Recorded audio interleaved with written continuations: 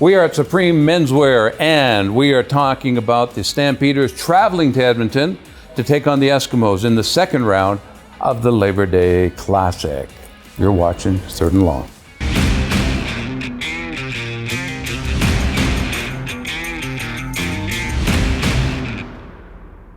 The Other Side is brought to you by Truman Insurance. Community driven, always honest, always reliable, always there.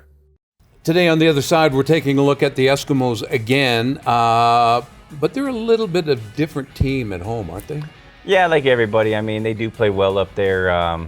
We have a pretty good memory of a game up there. It just didn't involve the Eskimos last year with the Grey Cup, but right. Last year they got us. They came out and they were flying, and they were explosive, and they took a huge lead, and boy, we clawed and scratched and tried to come back and had a shot with a Hail Mary last play, and Juwan Breskinson almost made it, but they came back and got us last year, so we know it's a challenge. It's hard. A lot of times the guys are operating on fumes a little bit. Mentally, can you get yourself prepared and give you that little extra? And let's be honest, when you have success, sometimes it's not as easy to maybe have that edge. We got to make sure our guys have that edge. So going up there, playing on their turf and everything like that, what are the advantages they have, and what do you have to take away as far as that game goes? Well, people that are CFL historians, used to be grass. It was the only grass field in the league. I think a Rolling Stones concert finished that off. They put in turf.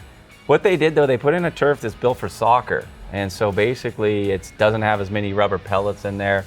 And that's where all the issues came in the Grey Cup game, because it froze. Right. And so you're just playing on a sheet of ice. So we're happy that the weather's supposed to be decent, the footing should be better, and it's a good environment. They do like a back to school. I think if you're under 17, you get in free. So they usually have a big crowd as well.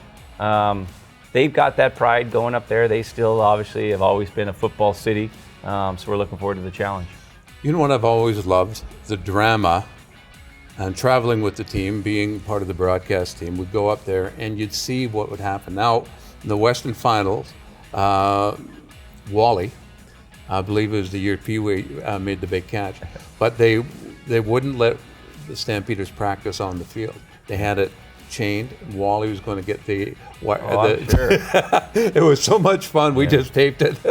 Well, actually, back in the day, they wouldn't let anyone on there. That's right. Maybe they did. Yeah. But you didn't have a walkthrough on that field. It was. And that's what it was. They wanted a walkthrough on it. Reminded me of like the Masters golf course. They thought that grass was just so pristine that we got to keep it green and all that. But it always was different because no one else had played on grass for so long. And the problem with Edmonton, if it was a warm climate, grass is great. Yeah. But once you come in the middle of September, usually the ground started freezing anyway. And there's lots of stories. I remember I didn't play in the game, but Winnipeg got whooped by them up there, and some of the guys I knew from Winnipeg had like cuts all over their arms, claiming that the Edmonton guys had like nails in the bottom of their shoes to get the footing. And hey, Gizmo was running like it looked like he had spikes underneath there, so it was crazy. But it was, to me, a big advantage for him having that grass, probably a little bit more even now that it's field turf. It's been, this isn't the first time I've heard these stories, so, something's going on. Yeah. Oh, yeah. But, that's always been a factor, with the shoes, and how can you enhance your performance through better footwear. Yeah. Well, we always trying to get an edge, you know what I mean? And I do think though you should be more comfortable at home. Honestly, I do think some of the fields are different turf conditions. Toronto's got an end zone that's got partially like just regular AstroTurf because the soccer field, it's also not a full 20 yards in width because of that. So it's just like Major League Baseball, hockey is a little bit more standard, but in sometimes you can have these little variances and take advantage of your home field.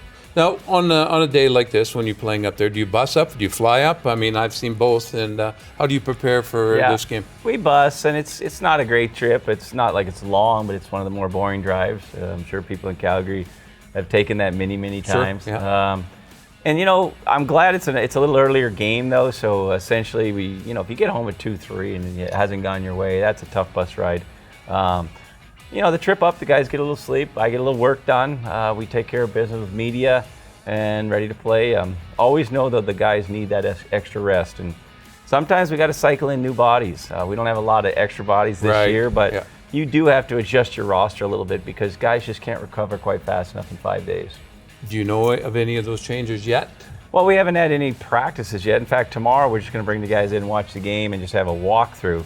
We only basically have one practice to prepare. Luckily, they know us, we know them. We're going to try to change some. It's tough because when you win, you think you did a good job, so you want to kind of do the same things, but you know they're going to adjust. So we have to have enough things to adjust to hopefully take advantage of the situation. So it used to be on a Friday, and now they moved it to a Saturday, so you get a little more breathing room. But that Friday That's thing a big. The extra day is big. I mean, I didn't even see how. Honestly, I don't even think it was legal. I mean, the amount, it honestly wasn't a great fast football game, that second game. Now, even now, it won't be at the same pace that you saw at our place when the guys are fresh, but at least you're equal. What happens in the CFL sometimes is you'll get a 5-day week and the other team had a bye, and that's a big time advantage for that team. So, hey, it's just the quirks of scheduling. We got to handle it, and we've been doing all right. We've been hanging in there on our 5-day weeks. So I wanted to ask you one quick question.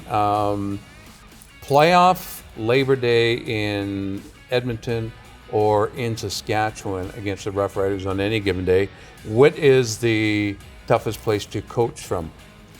As far as like crowd noise? Yeah, and everything. You got to throw Winnipeg in there now too. Oh, really? I mean, their new stadium is rocking. They've had good teams.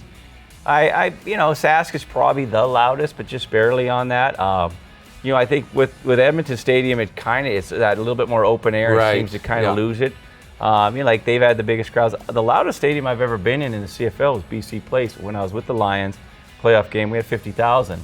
It was crazy. It was so loud. It felt like big time football to me. I was like, I know you probably don't remember, but it's not that long ago. No, 2004, 5, somewhere in there. We just started getting that city going, and that was by far the loudest stadium because it had the dome back then. It locked everyone in there, and the people, it was fresh and new, and they were excited and they were getting ready for it. Right.